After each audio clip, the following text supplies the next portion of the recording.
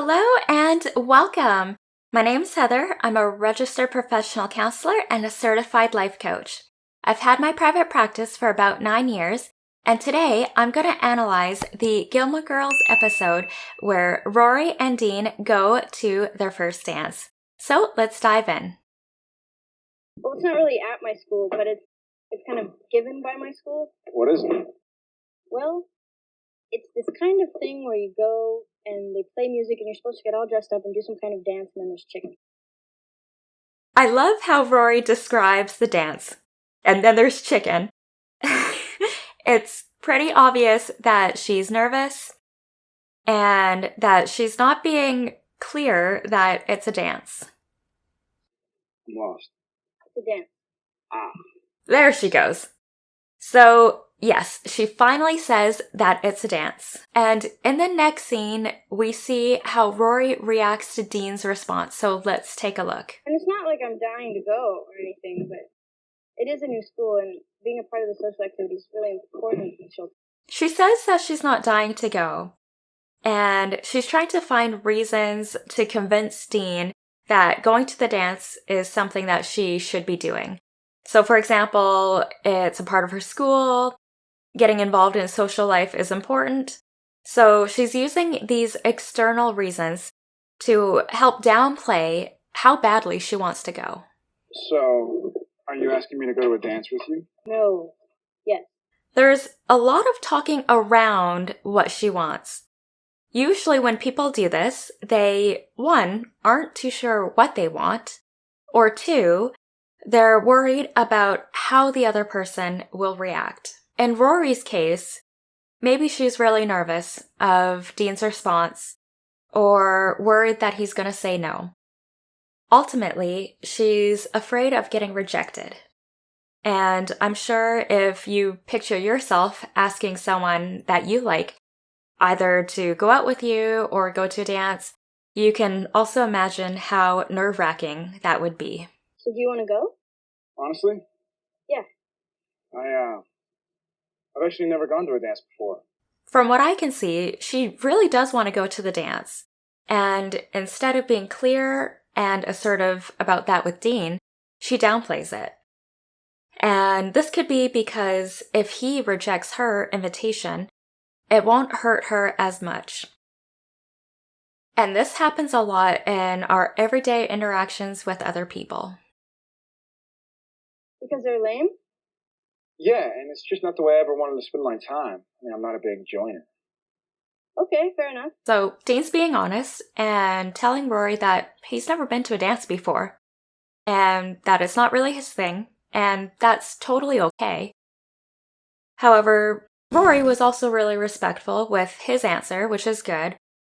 She's not trying to pressure him or guilt trip him into going with her or into saying yes. So she's showing a great response by respecting his boundaries. You want to go, don't you? No, I don't. I have no desire to go at all. I was just thinking out loud. Dean is pretty intuitive. He can read Rory pretty well, and he can tell that she wants to go, which is impressive, 1, for his age, and 2, so early on in the relationship, to be able to read the other person without them explicitly saying what's on their mind. So that's really impressive. So there's a sense of denial with her and her not wanting to go. She could have said that she was thinking of going, or that she thinks it would be fun but understands if he doesn't want to go. But she said no. She was just thinking out loud, and that she doesn't actually want to go. It's an obligation for her school and for her to be engaged in these social activities with the other students. Okay. Really? Yeah. So she's super happy when Dean says yes. So this is obvious that she really wanted to go. And Dean was able to say yes. And he was able to understand exactly what she wants. He knows that by going, it would make her happy, even though he might not have really wanted to go in the first place. Like he mentioned, it's not really his thing. But he was able to assess that by him going, it was important to Rory. And that's really important in relationship, to have the skill. Hopefully, it'll get easier for Rory to tell him exactly what she would like or to make these requests without Dean having to be a mind reader and guessing exactly what it is she's trying to say. Again, it's her first dance. Their relationship is still relatively new, so it's understandable as to why the conversation went the way that it did. So it's good that they've come to an agreement. Maybe we should just forget about it. Okay. I mean, it's just a dance. What's the big deal? Beats me. So we see the same kind of behavior from Rory while they're on the way to the dance. So Dean's already said yes. They're driving over, and Rory is still hesitant. So we can see her again trying to downplay the dance by saying, I don't know what the big deal is, or it's not a big deal. And these kids at my school? Oh. Rory is being indecisive. There's a part of her who wants to go, and another part where she's not really close with her classmates. We know that she had a really rocky start to Chilton, so perhaps that's really the main reason behind her hesitation. I heard this place is beautiful, though. Old and historic. Huh. Maybe we could just go in for a minute. Fine. Dean is doing a great job and being really patient and being flexible as Rory is sorting through her thoughts and feelings about whether or not they should go to the dance. Or not. Fine too. I don't know. Why can't I decide? You're stupid. So one possibility with the reason why Rory is so indecisive is because there's a lack of differentiation. So self-differentiation theory applies to human development and family dynamics. Basically, there are two major parts to this theory. The first part being that differentiation of the self is the ability to separate feelings and thoughts. Undifferentiated people cannot separate feelings and thoughts. So when they're asked to think, they are flooded with emotions. And they have a difficult time thinking logically and basing their responses on a logical basis.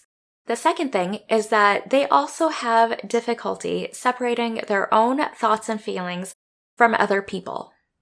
So typically, when they're growing up, they look to their family members to define how they think about issues, feel about people, and to also interpret their own experiences. This behavior is then carried forward into intimate relationships when we're adults.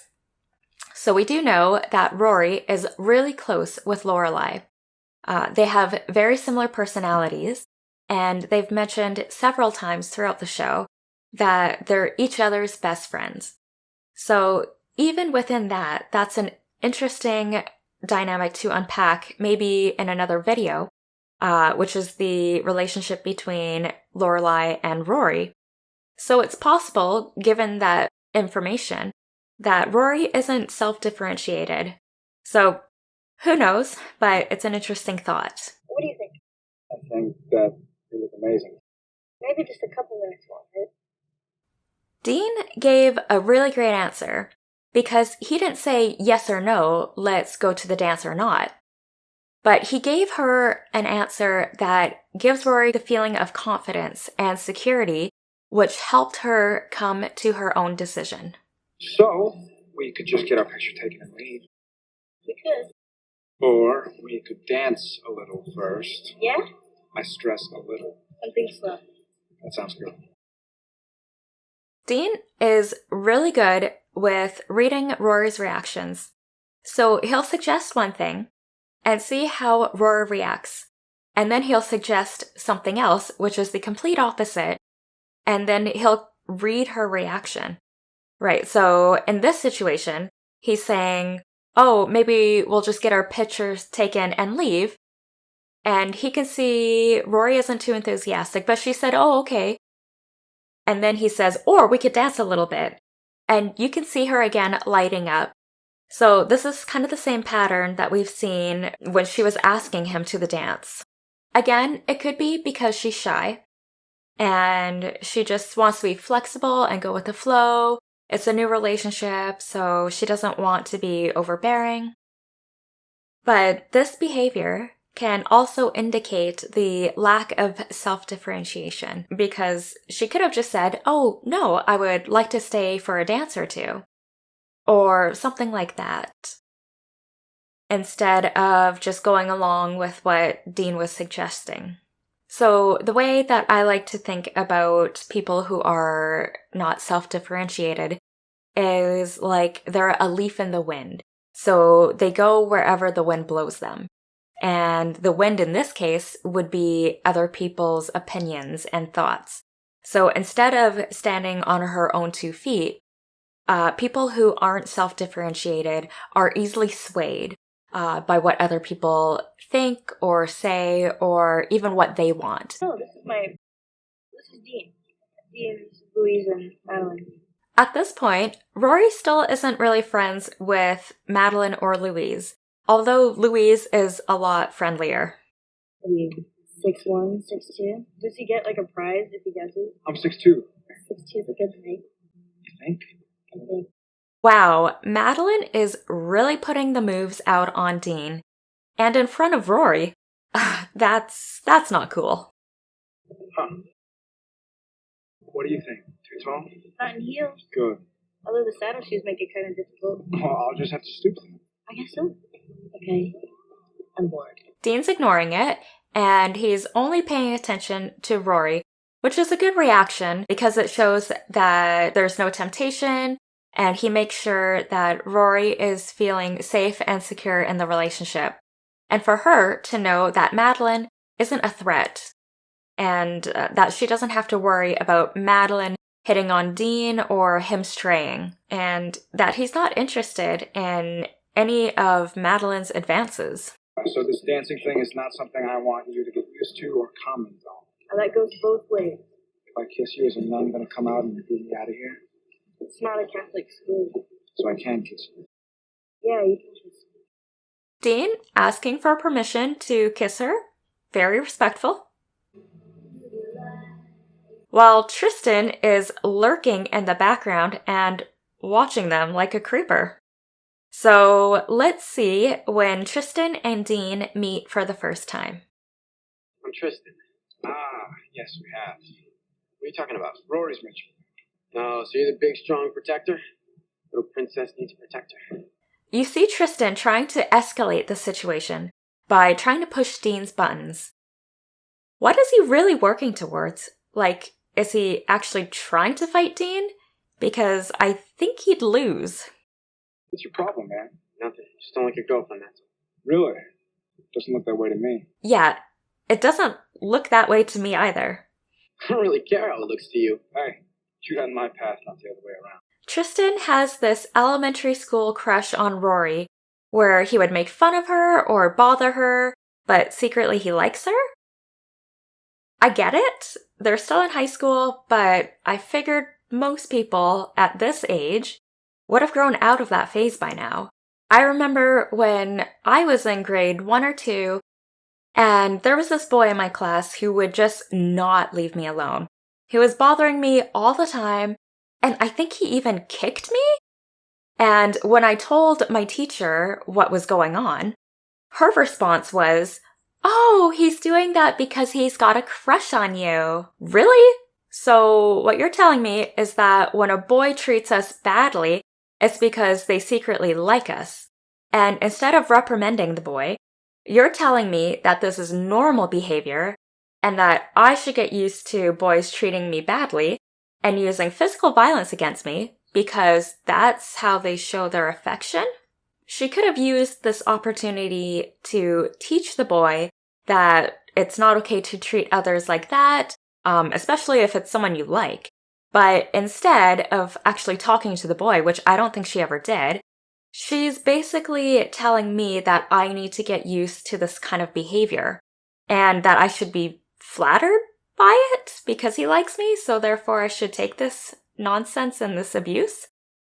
There's absolutely no reason for anyone to be telling young girls or boys that being abused or being bullied is okay because they're doing it because they like you. That's ridiculous. Like, there is no good reason for anyone to be sending that message. Let's be clear about that. And then he steps in front of Dean, again, while Dean's trying to leave. And he's trying to provoke Dean at this point and escalate the situation. Hey, what's going on? Nothing. Just getting to know your boyfriend. It's going real well, don't you think? Okay, well, I hate to break up the party, but we should go. Oh, why?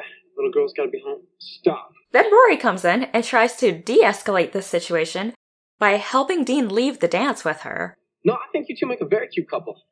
Is yours some buggy parked outside? Gotta get home for the barn raising. Tristan is still taking jabs at Rory and Dean, and you can see Dean trying to remain calm. Let's go.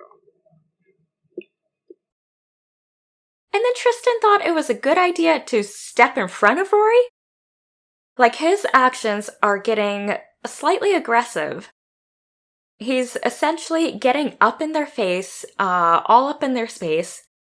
What the hell do you think you're doing? So Dean wasn't really bothered when Tristan was getting up in his face or stepping in front of him or trying to push his buttons. But as soon as Tristan directs it towards Rory, he gets protective. You will not push me again. Are you seriously trying to act tough? You're wearing a tie, for God's sake. Outside now. I'm not fighting you. It'd be like fighting an accountant. Dean's still taking jabs at Tristan, but at least he's not encouraging this ridiculous idea or taking this outside or fighting him outside. Again, Dean would have won that fight. You don't want to fight me, Tristan. Why not? Because I'll kill you, idiots. Come on, Rory. Do not come near her ever again. Dean is trying to protect Rory. I don't think that this threat really works because they go to the same school, they have the same classes together, but the intention was there. That was quite a dance. I seriously don't know what got into. I do. Yeah, we do too. He has a thing for you. No, he doesn't. It's just a game to him or something. He has a thing for you. He does nothing but insult me and make me miserable. He has a thing for you.